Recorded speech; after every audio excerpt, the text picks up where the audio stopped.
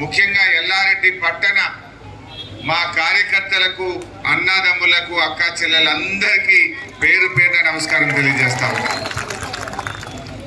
మిత్రులారా, ఎన్నికల దగ్గరికి వచ్చినాయి. ఓట్లంటే 4 రోజుల పండగ కాదు, 5 ఏళ్ల భవిష్యత్తు.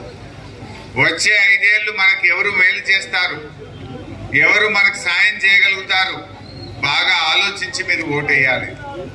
ఇందాక మా మిత్రులు సురేందర్ అన్నట్టు ఒక ఆయన అమెరికాకి వచ్చి సంతల పశువులను కొన్నట్టు కొంటున్నట్ట లీడర్లను కొంటావు కావచ్చు, మా ఎల్లారెడ్డి ప్రజల ఆత్మ గౌరవం కొనలేవనే విషయం గుర్తుపెట్టు.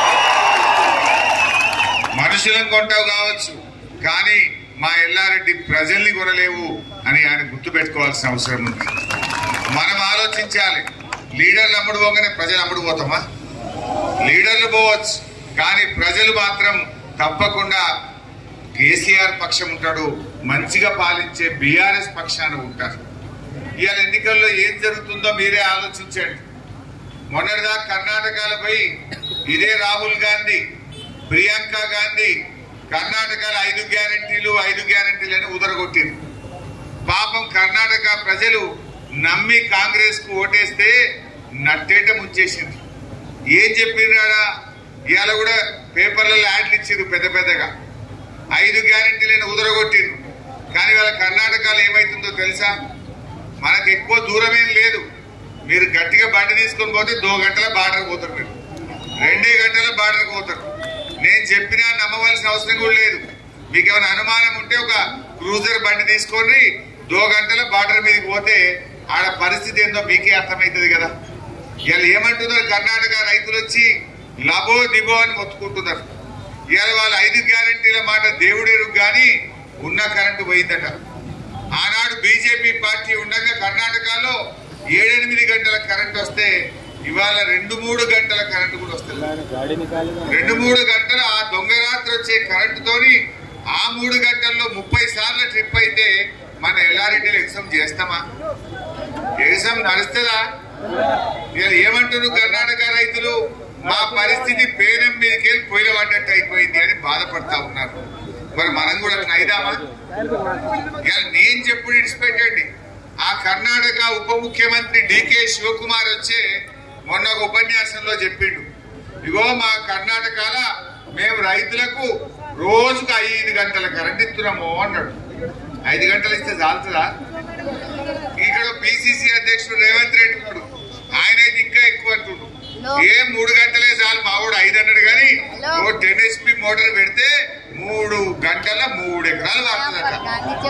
వాడతా అదే ఎల్లారెడ్డి ఎవరికైనా 10 HP మోటార్ ఉన్నదా? ఒక్కటన్నా. మరి ఎవరు కొనిస్తారు? ఆయన తాత కొనిస్తాడా? ఎవరు కొనిస్తారు? నిజంగా 10 HP మోటార్ పెడితే 3 ఎకరాలు వాడుతుందా?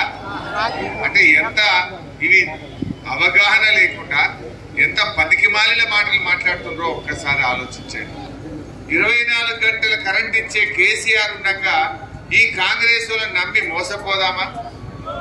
రిస్క్ తీసుకుందామా? రిస్క్ లో పడ్డట్టా కాదా? ఈ కాంగ్రెస్ పూర్వోత్తరాలు మీకు తెలియయా?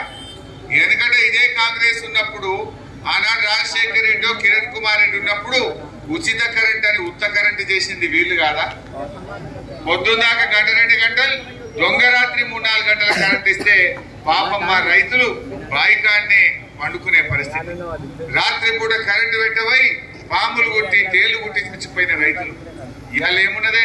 కటకేస్తే కరెంట్ వస్తలేదు. అయ్యా, నీ బుద్ధి ఉన్నప్పుడు పోయి మోటార్ వస్తున్నాడు. ఇలా కటకేస్తే ఉండే కరెంటు కావాలన్నా, కటిక చీకట్ల కర్ణాటక కరెంటు కావాలన్నా దయచేసి ఆలోచన. ఇలా ఒక్కటే సీదా ముచ్చట.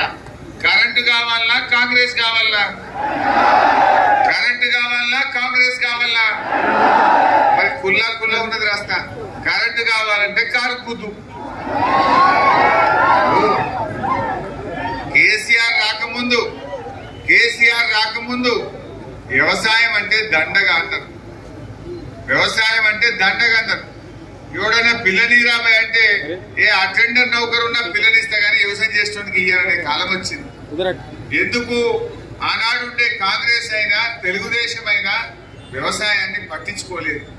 మందు బస్తాలు కావాలంటే ఇదే ఎల్లారెడ్డి కాడ చెప్పుల లైన్లో పెట్టి నిలబడితే పొద్దుకొక సంచి దొరుకుతుంటే లేకపోతే కరెంటు కావాలంటే కళ్ళలో వత్తులేసుకొని చూడాలి. ఇక పెట్టుబడి సాయం కావాలంటే వడ్డీ వ్యాపారస్తుల దగ్గర 3 రూపాయలకు 5 రూపాయలకు మిత్తికి తెచ్చుకున్నాం. లేదు దుకాణంలో ఉద్దర తెచ్చుకుంటే 5 రూపాయల మిత్తితో మళ్ళీ వడ్లు అమ్మినాక కట్టాం. ఈ బాధలు ఉండే ఇంతకు ముందు, వాళ్ళు ఉన్నాయా?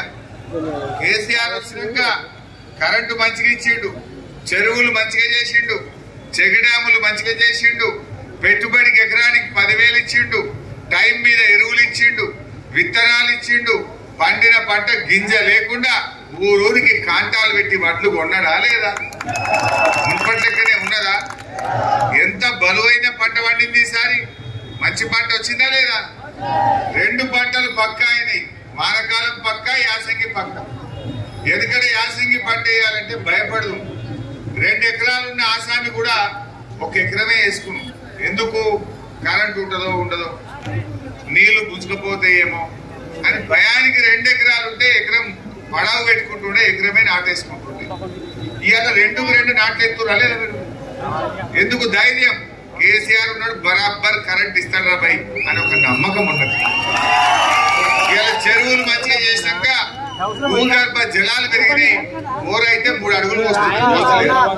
మున్పు ఎంత ఆక్కుంటా పోతుండేది, చిన్నపిల్లగాడి పుత్రం పోసినట్టు. ఇవాళ కేసీఆర్ వచ్చినాక చెరువులు మంచిగా చేసి చెక్ డ్యాములు మంచిగా చేసినాక యాసంగి పంటల బోరు 3 గజాలు పోతుందా లేదా? మరి ఇంత మంచిగా కేసీఆర్ చేయంగా ఈ కాంగ్రెస్ నమ్ముడెందుకు, రిస్కుల పడేందుకు? ఇవాళ ఒకప్పుడు ఇదే ఎల్లారెడ్డిలా, మా సిద్దిపేటలా, కామారెడ్డిలా ఒకప్పుడు ఎప్పుడైనా మేము ఊర్లలో తిరిగితే తెలంగాణ ఉద్యమంలో బిడ్డ కరువు పడ్డది, కైకిలు దొరకలేదు అంటారు. ఇవాళ ఊర్లలో పోతే ఏమంటారు తెలుసా? కైకిలోని దొరకలేరు బిడ్డ అంటారు. కాదా? ఛత్తీస్గఢ్కి వెళ్ళి మొగోళ్ళు వచ్చి ఎకరానికి 5,000 గుత్తబట్టి మొగోళ్ళు నాట్లేసిపోతలేరు. అలాగా బ్రహ్మం గారు చెప్పిన కాలజ్ఞానంలో మొగోళ్ళు వచ్చి నాట్లేస్తారని చెప్పిన అడక్క బ్రహ్మం గారు చెప్పలే కానీ కేసీఆర్ చేసి చూపించిండా లేదా? నీళ్లు ఇచ్చిండు, కరెంట్ ఇచ్చిండు, పెట్టుబడి ఇచ్చిండు. ఇవాళ 2 పంటలు పక్కా చేసింది బీఆర్ఎస్ పార్టీ. ఈ గులాబీ జెండనా కాదా? మీరు ఆలోచన చేయండి. అంతేకాదు ఇలా రైతు బంధు, అసలు ఎందుకంటే ఎవడన్నా రైతుకు రూపాయి ఇచ్చిండా అక్క ఏ గవర్నమెంట్ అన్నా? అరే కాంగ్రెస్ వాడు ఉండగా కరెంటు బిల్లు వసూలు చేస్తుండే, భూమి శిస్తు వసూలు చేస్తుండే, నీటి తీరువా వసూలు చేస్తుండే. రైతు దగ్గర డబ్బులు వసూలు చేసిన గవర్నమెంట్, కానీ రైతుకే తిరిగి డబ్బిచ్చింది ఒకే ఒక్కడు కేసీఆర్ కదా. ఎవడన్నా రూపాయి ఇచ్చినాడే ఎక్కడ? మోటార్ కాలితే మనయే పైసలు, బోరేసి పొక్కేసుకుంటే మనయే పైసలు, ట్రాన్స్ఫార్మర్ కాలితే లంచం ఇయ్యాలి, కరెంటు బిల్లు కట్టాలి, వచ్చిరాని నీళ్లకు నీటి కట్టాలని గత ప్రభుత్వాలు పనిచేస్తాయి.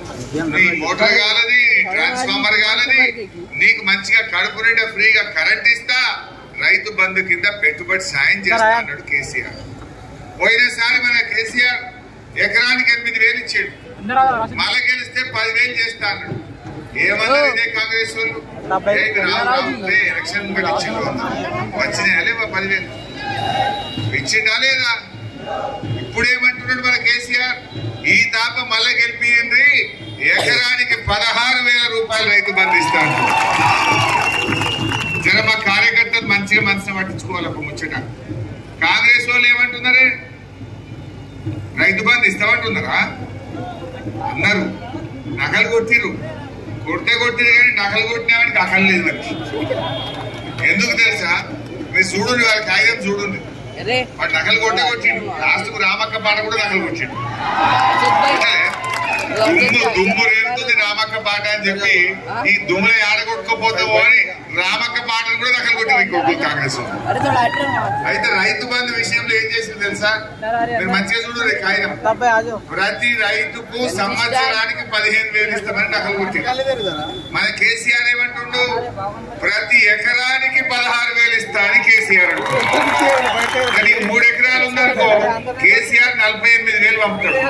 కాంగ్రెస్ వాడు ఎంత పంపుతాడు? 15. అంటే నీకు మోసం ఉందా లేదా? ఇలా మరి ఈ ముచ్చట మీ ఊళ్ళలో మీ రైతులకు మంచిగా చెవులకు ఎక్కేటట్టు చెప్పద్దా? ఆగమైతమా కాదా? 2 ఎకరాలు ఉంటే 32 వచ్చాయి. కాంగ్రెస్ వాడు ఎంత వస్తుంది? మరి ఆగ దయచేసి ఈ ముచ్చట మంచిగా అర్థమయ్యేటట్టు రైతులందరికీ కూడా మీరు బాగా చెప్పాలని చెప్పి కోరుతా ఉన్నా.